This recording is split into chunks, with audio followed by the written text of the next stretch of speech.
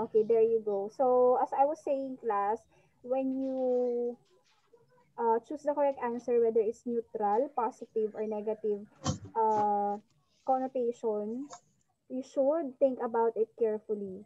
Okay. Two participants are raising their hand. Question, Sajan? Do you have a question, Sajan? Teacher, I think the number 2 in the PowerPoint is number 3 in the book.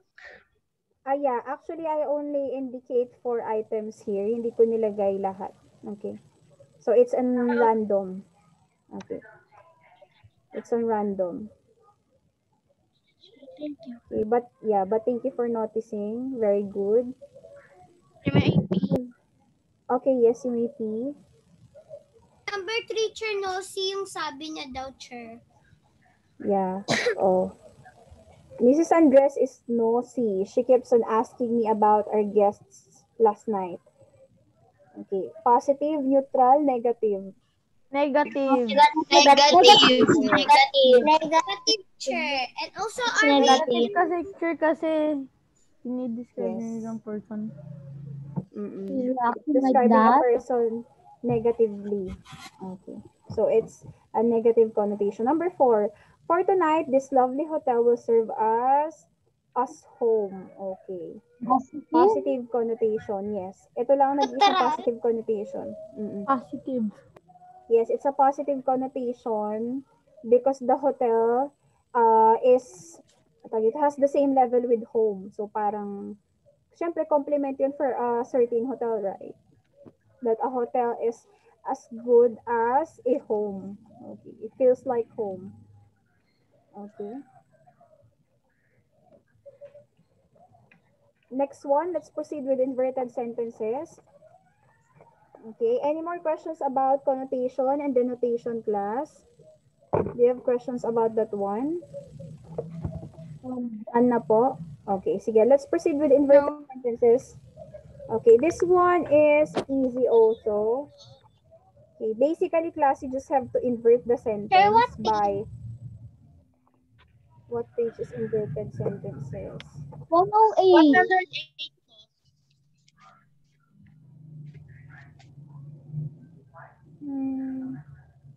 Okay, 108, tama. 108, sure. Yes, 108. Okay, so let me just read the definition. Okay, question, Sajan. Teacher, so denotation teacher is really the meaning teacher, the literal meaning, while connotation is likely, in your opinion, teacher, likely Yes. it just Okay, very expresses. good. AIP po. Okay, very good, Sajan. Yes, you are right. Yes, you may P. That's right, Sajan. Okay. So, yeah, that's great. You're validating your knowledge for this day. Okay. So, inverted sentences refers to sentences in which the verb comes first before the subject. Okay. This is done to put emphasis on modifiers. Take a look on this one, which are sometimes adjectives, prepositional phrases, or adverbs. Okay. So, for you to have a clearer look on how an inverted sentence look like, okay, here are some examples. Okay, so as what you can see, we have here the natural screenshot ko order. yung last slide. Sir, pwedeng last slide mo ulit. Okay, sige. Screenshot ko lang. There is in the book. Yeah, if he wants it, then go. Sir, na-screenshot ko na. Okay, thank you. Anyway, ito po, we have here the following examples. So the first one, it's in natural order because as what you can see, the subject comes first, okay, before the verb. Okay, but if it's inverted, as you can see, It's not used because there's a... Sometimes the sentence sounds wrong. So sometimes it's not used. yeah, that's right. You are right, Peter. Actually, inverted sentences are not commonly used, okay, but we still have to study it so that whenever we encounter inverted sentences, we can still think that inverted sentences are correct. Okay? Kasi pag inverted sentences, nag-agree pa rin naman yung subject dun sa verb. Okay? Walang, ang tawag dito? It still follows correct subject-verb agreement. Although, it sounds different. Okay? For example, ito, in the barn, live 4 horses. Okay? So, sabi kanina, di ba, usually, ginagamit ang inverted sentences to put emphasis on the prepositional phrases, modifiers, Ano meaning ng emphasis? adverbs. Emphasis, nilalagyan ng, how do I say this?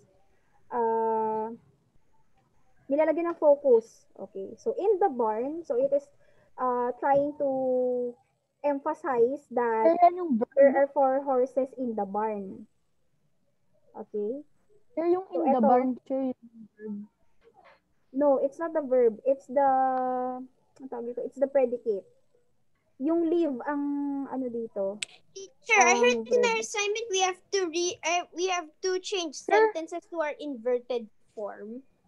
Kaya Let's kailangan see. natin pag-aralin to. Sir, di siya, ang predicate mauna kaysa sa subject. Yes po, pag inverted sentence. Bali, ang magiging format niya, the predicate, the verb, and then the subject. Okay, baliktad niya. Compared to the natural order that is subject, verb, and predicate. Okay, so SVP naging PVS or predicate. Sir, nakakaiba marinig. Sir, parang iba In siya. the barn, live 4 horses. Yes. But it's still correct in, what do you call this? Inverted sentences are still correct naman. Binaliktad lang siya to put emphasis on the prepositional phrases. Ito, example ng prepositional phrase to in the barn. Okay, gusto niyang i-emphasize na yung 4 horses ay nakalagay sa barn. Okay? Kaya siya ganyan. Kaya gumamit ng inverted sentence. Okay, next example. The late mayor lies here, sabi niya. Okay. If we will be inverting it, it will look like this. Here lies the late mayor. Yes. Teacher, So then- wait, the late mayor, so is he dead or he's literally late for something? He's dead. Is he, what, teacher? That's inappropriate for children. Because of the verb lies also, right?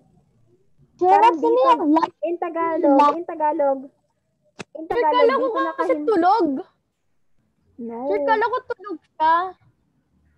For example, Sir, parang kasi- dito nakahimlay ang libingan ng mayor na pumanaw na. Okay, parang ganun ang Tagalog niya. Okay. Sir, what's the meaning of lie? But telling the lie. This is a different lie. Di ba we have different meaning of lie kasi meron pa tayong L-Y-I-N-G, meron tayong L-I-E-S. L-I-E-S, yeah. Etong lie, how do I say it in Tagalog?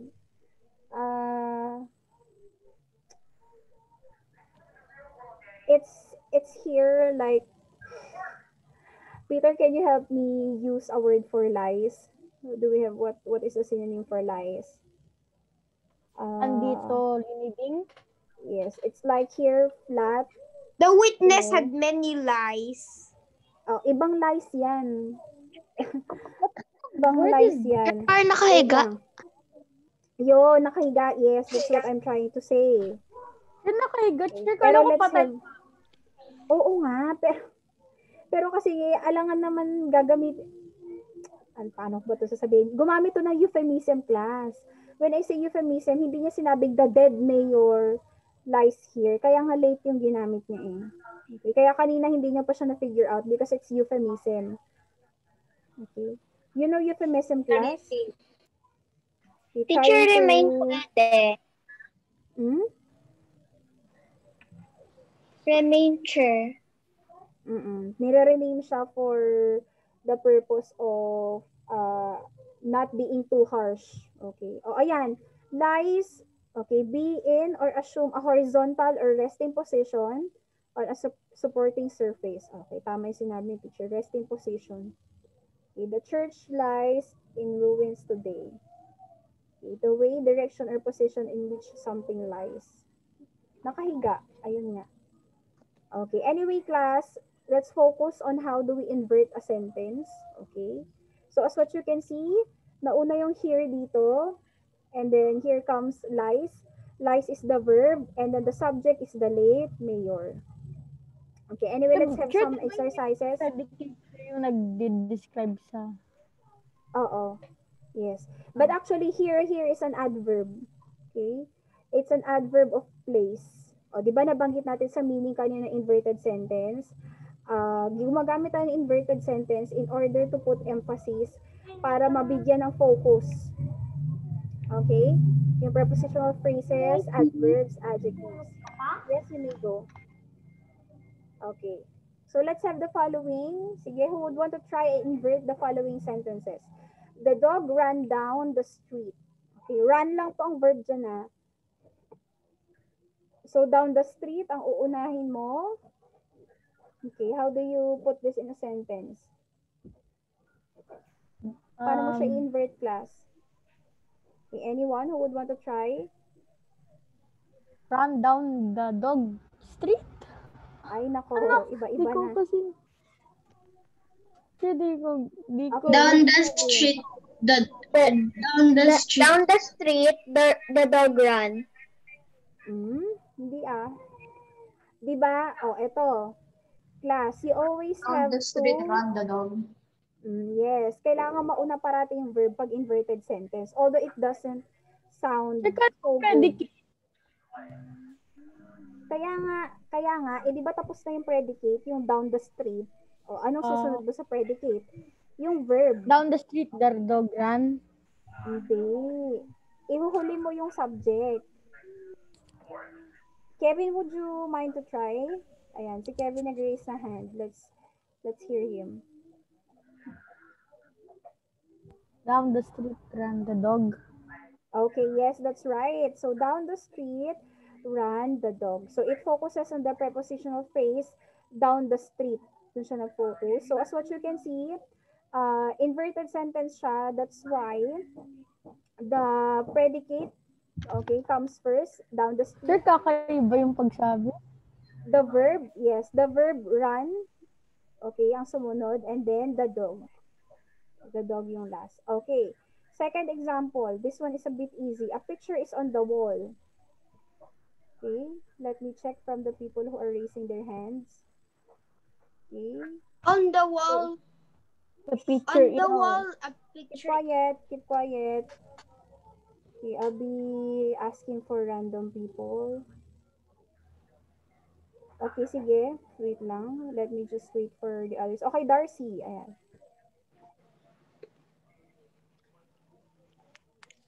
Chair, may I go to the bathroom? Okay, yes, you may go. Where's Darcy? Darcy? Okay, go on, Darcy. Remember, you have to put the predicate first, then the verb, and then the subject. On the wall is a picture. Okay, yes. On the wall is a picture, yes. So, on the wall is the predicate, and then is the verb, and then the subject comes last. Okay, a picture. Sa dulo natin siya nilagay. Okay? So, let's see whether you are all correct. Okay, down the street, run the dog. Okay, on the wall is a picture. Okay, so that's it for the examples. Anyway, class, your seat work has something to do with this. Ayan, gusto ko hindi kayo ma-confuse ha. Lagi niyong iisipin, predicate first, and then the verb, and then the subject. Okay? So you may want to rumble it. Okay, sir. Oo, i-rumble niyo siya na ganun pa rin naman. Basta yun yung format niyo ha. Predicate, verb, and then the subject. Okay. If it's an inverted sentence. Okay, now let's proceed with distinguishing between facts and opinions. Okay, this one is easy also. So when we say facts, these are truth-based evidences. These are truth based on evidences. For example, what are some truths that we know?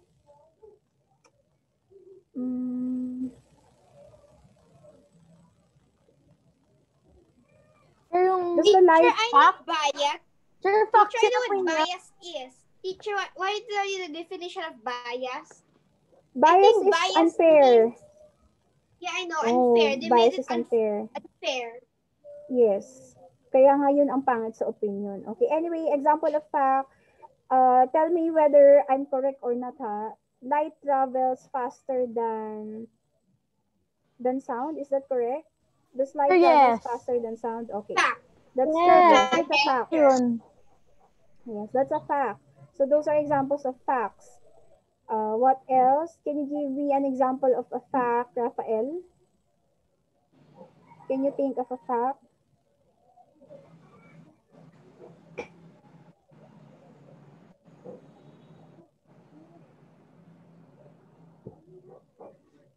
Someone me. Okay, sige. Sino? Who would want to try and give a Me. fact? Me. Hmm. Me. Okay, wait lang. Sige, mag-raise ang gustong mag-raise. Ayan, I'm waiting. Okay. Ayan, sige, si Sophia. The light is faster than a cheetah. The light is faster than the cheetah. Is that correct? Is that true? Okay, may scientific basis Yes. ba yun? The light is faster than a cheetah. Pero di ba yes? Diba? Dahil kung mas mabilis ang light kaysa sa sound, di mas mabilis yun kaysa sa cheetah, di ba, sir? Yeah. Wait, let me just look for it. Is there anything faster than the light? Sabi niya. Tama. Sabi niya, for one thing, while nothing has ever been observed traveling faster than light, okay, so theoretically and scientifically speaking, wala pang lamang sa light. Okay, so basically, a light travels faster than cheetah. Yes, that's right. Any more example of facts, class, aside from that one? Me, teacher, I know. I know a fact. Okay, shooter. Can you give me a fact? Earth Yes, is Peter. the densest planet on the solar system.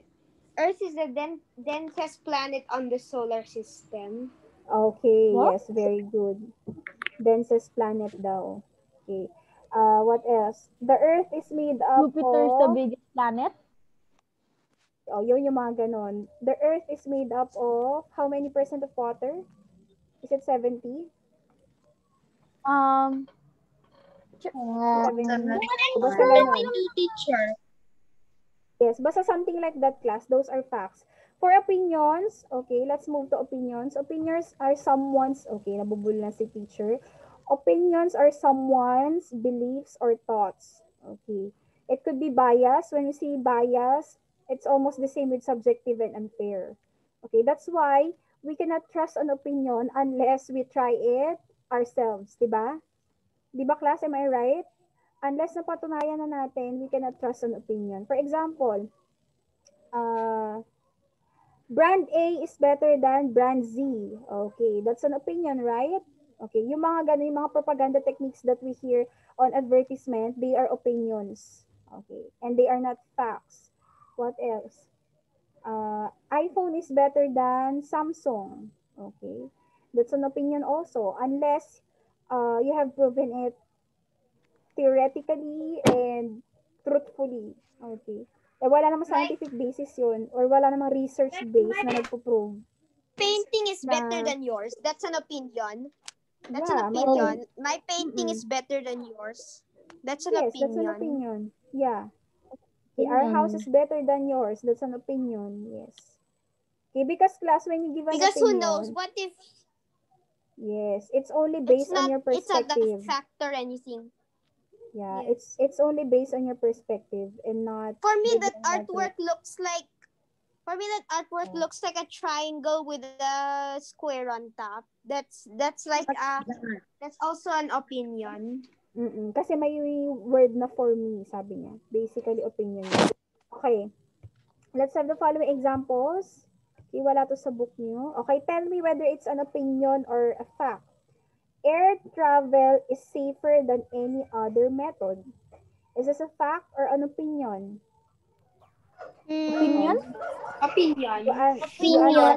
carefully. Opinion. Very good. Yes, you know it. Di It's ba an minsan opinion.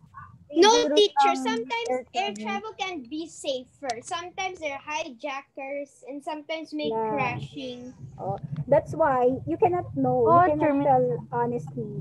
Okay. Hindi mo masasabi na general truth to, di ba? Nakatotohanan talaga. Kaya opinion siya makakategorize. Next one. Antarctica is covered with ice. Opinion or truth? Ay, opinion or truth. What? Opinion or fact? Yes, it's a fact. Because as we all know, yes, Antarctica is a very cold place. Okay, only polar bears can actually live there. Okay. Third one, democracy is the best form of government. Opinion. Opinion. Yes. Very good. Very good. It's an opinion. Why? Why is it an opinion? Because who knows what? Dahil may iba namang government. There are other Wait, forms no, of that's not government. the reason. There are other forms of government. Teacher and then She might, she might say that democracy is the best because he has a democratic government, something like that. Yeah, and probably that person haven't tried other forms of government yet. Okay. Sige, si teacher na magsasabi ng sagot. If you do the same thing every day, it gets boring. Opinion, fact. Opinion. Yes, because there are some people who does a particular activity the same day, but they still feel alive upon doing it. Next, it is very difficult to get a job without college education. Opinion rin po ito. Opinion. Yes, Opinion. opinion. Because, Kaya dahil yung mga ibang tao, di ba, Chair, kahit hindi yes, kahit hindi sila nakatapos, they were still able to get a good job. For example, Steve Jobs, sino pa yung mga college dropouts? Madami eh. Sikat? Pero nakalimutan ko na eh, madami. Oo. Si Jack Ma, you know Jack Ma? The founder Sure, of Alibaba. Yes, Jack Ma. Okay, he was Si Mark Zuckerberg, Chair yun. Oo. Si Jack Ma, ilang beses siyang na-denied sa iba't ibang colleges and even in work. So, ayun, nagpatayo siya Pero ng sarili niyang naka-good job siya. Oo, yung mga ganun. Nagpatayo siya ng sarili niyang company. Okay, magnets attract iron. Pollution is the most serious problem in the world today. Yun nga, Opinion. It's an opinion. Yes. It depends Sure, upon the person. one of the most serious? One of The most, sabi niya. Hindi naman yung sinabing one of the most. It's The the chair, most. So basically, kung fact yun, Chair, one of the most, di ba, one problem of the most, isa sa mga pinaka-seryosong problema ng mundo ngayon. Pwede siya makategorize as a fact kapag gano'n yung pagkakastate. Pero ito kasi, in-specify niya that pollution is okay, it refers to the most serious problem. Diba there are a lot of problems in the country or in the world today. Next, world hunger. rich people do not pay a fair share of taxes. Opinion rin yan. Kasi meron tayong Opinion. Okay, how about this one? This one is an example of advertisement. There is one opinion. And there is one Opinion. All ads are opinions because they're most ads are lying. Some ads are liars. What? Why are they lying? That's not nice. Because obviously some commercials said that they're like big chunky burgers, but actually the real ones are flat and they're like take a look on this one. Okay. Last factong part na to ha. Itong naka-underline ng blue. Okay. Ayan. Pero yung first start, Chair, yung introduction, Chair, opinion, di ba? No, yung last sentence opinion. Wala. Yes, yung last sentence ang opinion. Oh, ayan na square. Okay. Ito, itong... Teacher, when are we gonna finish? Chair. Okay, patapos na, don't worry. Etong get over your dark days, wala naman siyang perspective. Wala naman siyang perspective about that. Okay, Chair, gets ka na. Sige, mag-check na ulit ako ng attendance and we'll have to say goodbye na. Terenzo, wala pa rin, no? Teacher, Vincent, were you able- nag-overtime tayo. Oo, Bye! sige, wait lang. Bye, Terenzo, everyone. andito ba si Bye, Terenzo? everyone. Wait lang, wala mo na magbababay. Di pa yata. Wag mo na. Nag-check pa ulit ako ng attendance. Marvin. Hindi pumasok si Marvin, no? Lagi siyang hindi siya nagpapasok. At katikisem. Yeah. So, Terenzo, Marvin, ano Teacher, to yan? pumasok siya. Okay. Alam ko eh. Okay, sige class. That's it for today. Yeah. Okay, bye. Bye, everyone. Bye. Bye. Bye. Bye.